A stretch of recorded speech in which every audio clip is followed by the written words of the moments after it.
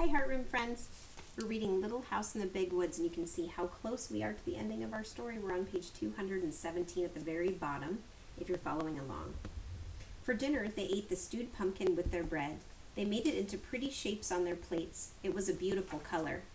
And they smoothed and molded so prettily with their knives.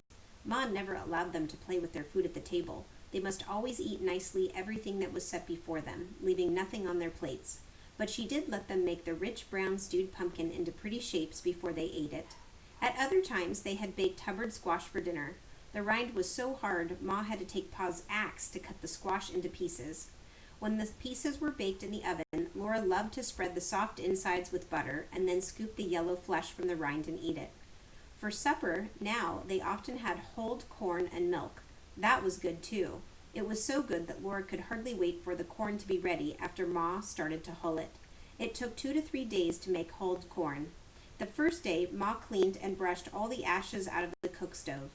Then she burned some clean, bright hardwood and saved its ashes.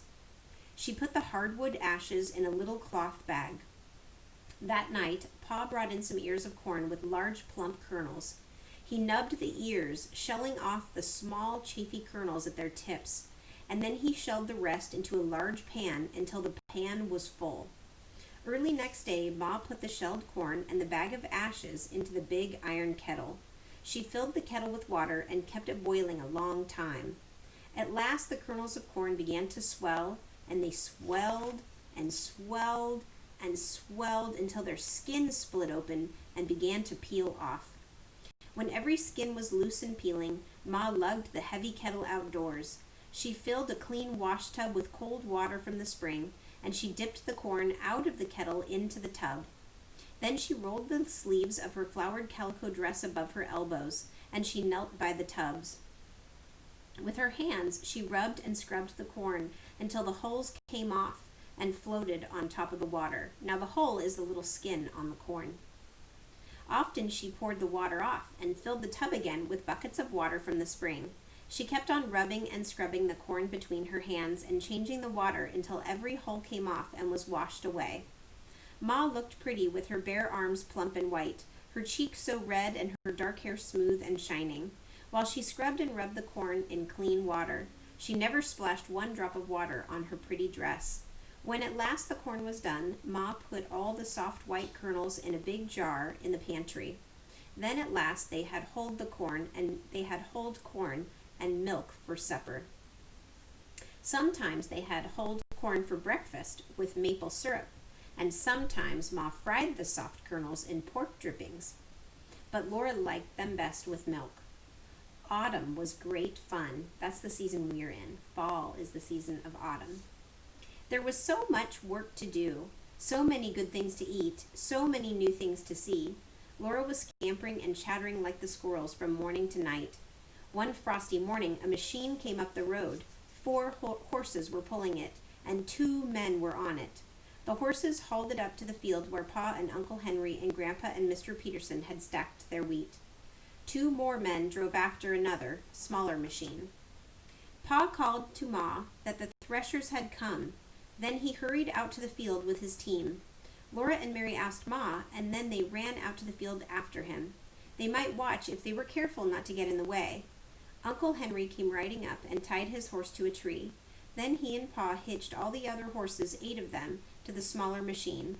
They hitched each team to the end of a long stick that came out from the center of the machine. A long iron rod lay along the ground from this machine to the big machine. I want to show you the pictures of the threshing machine. Can you see the pictures of it? So here's the smaller machine, and here's the larger machine. And can you see how those iron rods are coming out and they're actually strapped to the horses? And what are the horses doing? Let's read.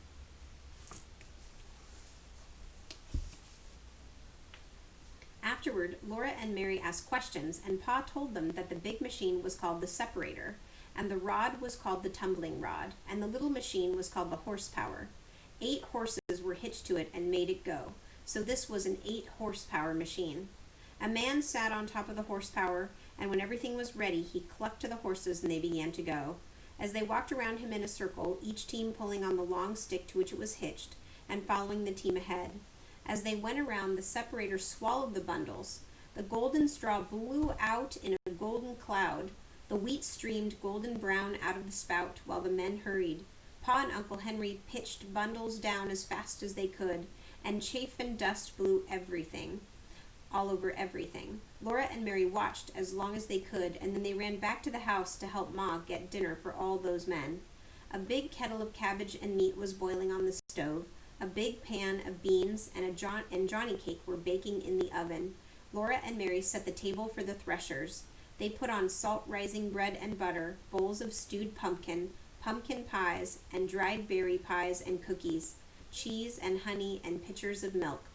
Then Ma put on the boiled potatoes and cabbage and meat, the baked beans, the hot Johnny cake, and the baked Hubbard squash, and she poured the tea.